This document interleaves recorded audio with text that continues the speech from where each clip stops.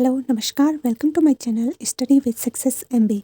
आज मैं आपको हरिद्वार डिस्ट्रिक्ट के बारे में कुछ इम्पोर्टेंट तथ्य बताऊंगी, जो कि मैंने एक पिक्चर के माध्यम से आपको समझाने की कोशिश करी है, ताकि आपको ज़्यादा याद ना करना पड़े, रटना ना पड़े, आप आसानी से हरिद्वार डिस्ट्रिक्ट के बारे में समझ जाएँ।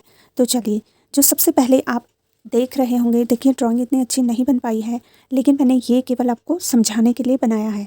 तो आप देख सकते हैं कि डायग्राम आपको कैसा दिख रहा है। लगभग ये जो पिक्चर है उसमें ऐसा लग रहा है कि कोई ऊंट की आकृति है जो कि बैठा हुआ है। तो हरिद्वार जो ज़िला है, इसका जो पहला पॉइंट बनता है वो यही है कि हरिद्वार ज़िला बैठे हुए ऊंट की भांति प्रतीक होता है। अगर इसे दूर से देखा जाए तो हरिद्वार ज़िला ऐसा लगता है कि कोई ऊंट बैठा हुआ हो। अब जो इसमें सेकंड पॉइंट बनेगा वो है कि हरिद्वार डिस्ट्रिक्ट, देखिए ये आपको दिख रहा होगा, ये एक नील पर्वत है और ये है आपका बिल्व पर्वत। तो जो हरिद्वार डिस्ट्रिक्ट है वो नील पर्वत और बिल्व पर्वत के मध्य गंगा के दाहिने तट पर स्थित है। यहीं से माना जाता है कि जो गंगा है वो मैदान में उतरती है।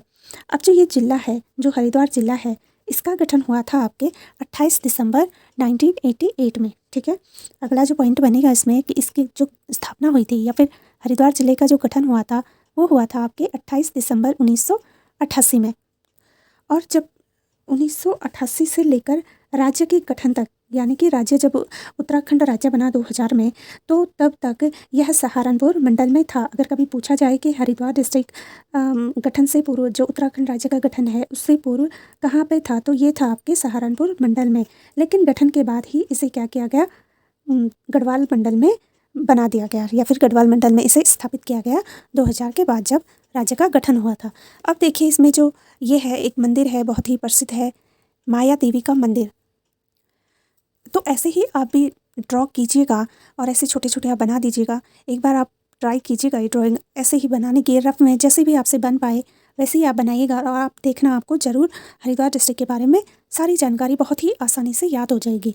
तो ये जो मैंने यहाँ पे बनाया है छोटा सा, ये है आपका माया देवी का मंदिर। ये हरिद्वार डिस्ट्रिक्ट में बहुत ही प्रसिद्ध है, क्योंकि ये जो मंदिर है माया देवी का मंदिर, ये 51 शक्तिपीठों में एक है। जो 51 शक्तिपीठ हैं हमारे, उनमें से एक है माया देवी का मंदिर। ठीक है, और ये जो मंदिर है माया देवी का मंदिर, ये हरिद्वार के रेलवे स्टेशन से मात्र 2 किलोमीटर की दूरी पर नगर के बीच में स्थित है। जैसा कि आप देख रहे हो कि ये मैंने थोड़ा सा सेंटर में बनाया हुआ है माया देवी का मंदिर, जो कि क्या है, 51 शक्तिपीठों में से एक है। ठीक है, और जो इसमें बहुत ही मोस्ट इम्पोर्टेंट एक पॉइंट है जो कई बार पूछा भी गया है, कि जो माया देवी का मंदिर है, ये माया देवी हरिद्वार की अधिष्ठात्री देवी है। अगर कई बार पूछा जाए कि हरिद्वार की जो अधिष्ठात्री देवी है वो कौन है, तो वो है आपका माया देवी का मंदिर या माया देवी। यहाँ पे चंडी देवी का भी मंदिर है, मनसा देवी का भी मंदिर है, ये भी काफ़ी प्रसिद्ध हैं, लेकिन जो यहाँ की अधिष्ठात्री देवी हैं वो हैं आपकी माया देवी। ठीक है, अब नेक्स्ट देखिए, इसमें ये आप देख सकते हैं, ये है मनसा देवी का मंदिर। मैंने छोटा सा बना के आपको दिखाने की कोशिश करी है, मनसा देवी का मंदिर।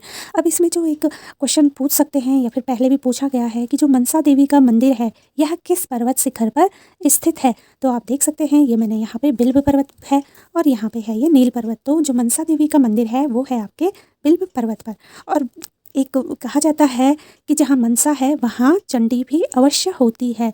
तो ये जो मनसा देवी का मंदिर है बिल्व पर्वत पर, उसी के सामने ठीक इधर आप देख सकते हैं कि नील पर्वत पर क्या है, आपका चंडी देवी का मंदिर है। और इसी नील पर्वत की तलहटी पर है आपका बिल्वकेश्वर महादेव का मंदिर। बिल्वकेश्वर महादेव का जो मंदिर है, मान्यता है कि जो पार्वती थी, शिव की जो पत्नी है पार्वती, उन्होंने यहीं पर घोर तपस्या करके शिव को क्या किया था, प्राप्त किया था।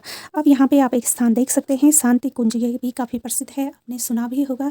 तो इसका जो गठन हुआ था, शांति कुंज का जो गठन हुआ था वो हुआ था आपका 1971 में, 1971 में हुआ था शांति कुंज का गठन। अब यहाँ पे आप देख सकते हैं, ये छोटा सा एक भीमगौड़ा, यहाँ पे एक भीमगौड़ा भी स्थान है। ये जो भीमगौड़ा है, कहा जाता है कि भीम के घोड़े के पाँव के आकार का यह है यहाँ पे, तो इसीलिए इसका नाम भीमगौड़ा भी पड़ा हुआ है। अब देखिए यहाँ पे ये जो स्थान है, ये गंगा यहाँ पे 7 धाराओं में बहती है, तो इसे कहते हैं आपका सप्तऋषि आश्रम। मान्यता है कि जब गंगा का उद्गम हुआ था पृथ्वी पर, जब गंगा उतरी थी पहली बार, तो उन्हें लगा कि अगर वो सीधे बहती हैं, अगर वो सीधे ही बहती हैं तो ये तो केवल एक ऋषि के आश्रम से ही बहकर जाएगी। तो इसमें उन्हें लगा कि ये अन्य सभी ऋषियों का क्या होगा, अपमान होगा, इसलिए उन्होंने यहाँ पे 7 सातों दिशाओं में, या फिर कह सकते हैं कि 7 धाराओं में यहाँ पर गंगा बहती है। अब यहीं पे एक इम्पॉर्टेंट है कि कुशावत घाट में जो कि कहा जाता है कि जो कुशावत घाट है, इसका जो गठ या निर्माण है वो महारानी अहिल्या ने करवाया था। अहिल्याबाई थी महारानी, उन्होंने ही आपका कुशावत घाट का क्या करवाया था, निर्माण करवाया था।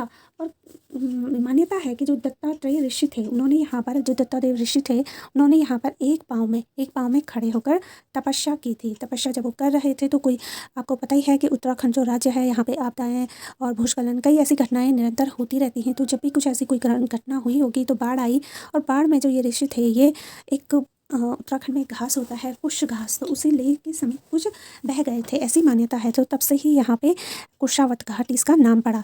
अब मोस्ट इम्पॉर्टेंट एक है जो है हरिद्वार में, वो है आपका हर की पैड़ी। ठीक है, तो ये जो हर की पैड़ी है, यहाँ पर सर्वप्रथम विक्रमादित्य ने अपने भाई भर्तृहरि की स्मृति में बनवाया था। जो अकबर के सेनापति थे राजा मानसिंह, उन्होंने हर की पैड़ी को नए सिरे से निर्माण किया था। ठीक है, तो कहा जाता है कि जो विक्रमादित्य थे, इनका एक भाई था भर्तृहरि, तो उसी के उसमें उन्होंने क्या बनाया था, यहाँ पे हर की पैड़ियाँ बनाई थी। अगर पूछा जाए कि हर की पैड़ियों का गठन या निर्माण किसने किया था, तो वो है आपका विक्रमादित्य। लेकिन अगर कहा जाए कि उनका पुनर्निर्माण किसने किया, तो उसमें आपको जो आंसर होगा वो होगा आपका मानसिंह।